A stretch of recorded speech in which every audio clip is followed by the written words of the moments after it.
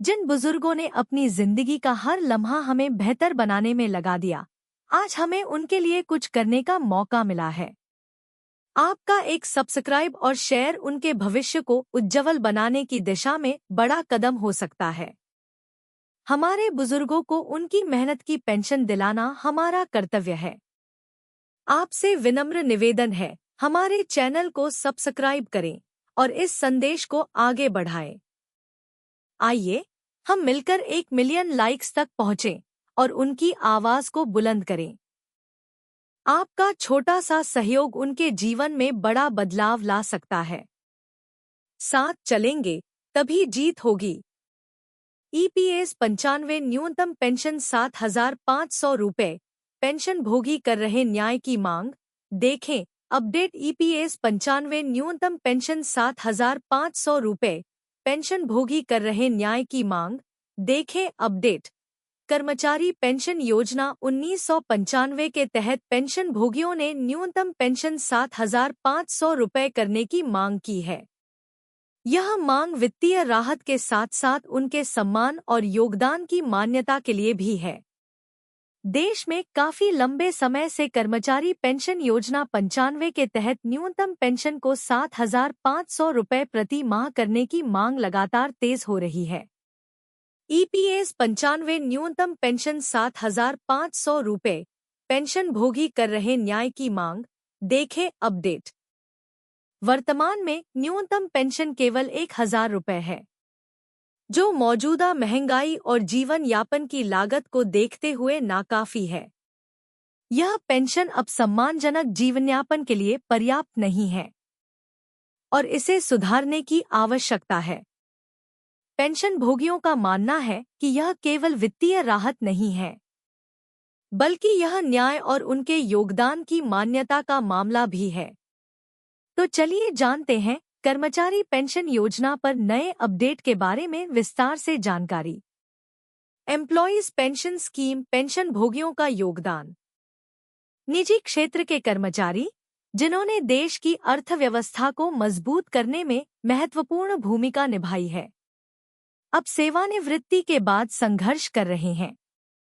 ये पेंशन भोगी, जो अपने कार्यकाल के दौरान देश की प्रगति में योगदान कर चुके हैं, अब उचित और सम्मानजनक पेंशन की मांग कर रहे हैं। वे दान नहीं मांग रहे हैं, बल्कि उस धन का उचित हिस्सा चाहते हैं जिसे उन्होंने अपनी मेहनत से अर्जित किया है। पेंशन फंड जरूरी है। 7,500 न्यूनतम पेंशन। बढ़ती महंगाई और स्वास्थ्य सेवाओं की लागत के साथ मौजूदा पेंशन राशि से पेंशन भोगियों का जीवन चलाना मुश्किल हो गया है।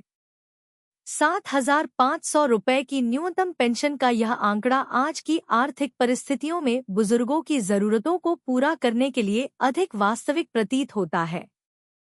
पेंशन भोगियों का यह तर्क है कि यह बढ़ोतरी उनके सम्मानजनक जीवन के अधिकार को सुनिश्चित करेगी। एम्प्लॉयज पेंशन स्कीम ईपीएफओ की जिम्मेदारी और जवाबदेही। कर्मचारी भविष्य निधि संगठन को इन पेंशनधारकों की वित्तीय स्थिति के प्रति जवाबदेह ठहराया जाना चाहिए। अक्सर ईपीएफओ पर कुप्रबंधन और अक्षमता के आरोप लगते रहे हैं, जिससे यह सुनिश्चित करने की इसकी क्षमता पर सवाल उठते हैं कि पेंशन भोगियों को उचित पेंशन मिले। यदि ईपीएफओ अपने दायित्वों को पूरा करने में विफल रहता है, तो इसे पुनर्गठित करने या अन्य वैकल्पिक समाधानों की तलाश करने की आवश्यकता हो सकती है। पेंशन फंड पेंशनर्स की समस्या का करे समाधान। कर्मचारी पेंशन योजना 95 न्यूनतम पेंशन को 7,500 रुपये तक बढ़ाने की मांग केवल एक वित्तीय अनुरोध नहीं है। यह एक सम्मानजनक जीवन, न्याय और उन कर्मचारियों की मान्यता के बारे में है जिन्होंने अपने जीवन का बड़ा हिस्सा देश की सेवा में बिताया है। यह सरकार का नैतिक दायित्व है कि वह इन पेंशन भोगियों की आवाज सुने और जल्द से जल्द उनकी चिंताओं का समाधान करे। यदि इस मुद्दे को अनदेखा किया गया, तो यह न केवल सेवानिवृत्त लोगों के साथ अन्याय होगा, बल्कि मौजूदा कार्यबल का मनोबल भी कमजोर कर सकता है। देश की समृद्धि के लिए उनके बलिदान और मेहनत का सम्मान करना जरूरी है। पेंशन भोगियों को मिली राहत की खबर, अब मिलेगा अतिरिक्त पेंशन का लाभ, ये होंगे पात्र। सर्कुलर हुआ जारी, पेंशन भोगियों को मिली राहत की खबर, अब मिलेगा अतिरिक्त पेंशन का लाभ, ये होंगे पात्र। सर्कुलर हुआ जारी, महंगाई राहत वृद्धि के बाद अब केंद्र की मोदी सरकार ने पेंशन भोगियों को एक और बड़ा तोहफा दिया है।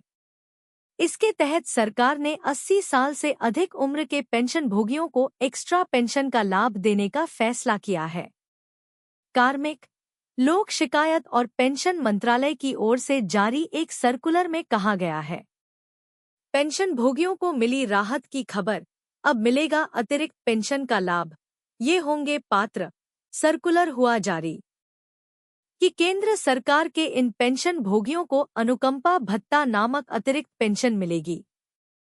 पेंशन मंत्रालय ने 80 वर्ष की आयु वाले केंद्र सरकार के सिविल सेवा से सेवानिवृत्त कर्मचारियों के लिए पेंशन को लेकर नए दिशा निर्देश भी जारी किए हैं, जिसमें कहा गया है कि सीसीएस पेंशन नियम 2021 के नियम 44 के उपनियम 6 के प्रावधानों के अनुसार सेवानिवृत्त सरकारी कर्मचारी द्वारा 80 वर्ष या उससे अधिक आयु पूरी करने के बाद नियमों के तहत पेंशन और अनुकंपा भत्ता दिया जाएगा।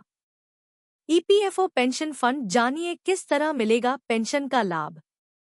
आदेश के अनुसार 80 से 85 वर्ष की आयु वाले वरिष्ठ नागरिक मूल पेंशन के 20% के लिए पात्र हैं, जबकि 85 से 90 वर्ष की आयु वाले पेंशन भोगियों को 30% मिलेगा। 90 से 95 वर्ष की आयु वाले बुजुर्ग मूल पेंशन के 40% के लिए पात्र होंगे और 95 से 100 वर्ष की आयु वाले लोगों को 50% मिलेगा। 100 वर्ष या उससे अधिक आयु वाले सुपर सीनियर मूल पेंशन के 100% के लिए पात्र होंगे। उदाहरण के लिए 20 अगस्त 1942 को जन्मे पेंशन भोगी 1 अगस्त 2022 से मूल पेंशन के 20% की दर से अतिरिक्त पेंशन के लिए पात्र होंगे।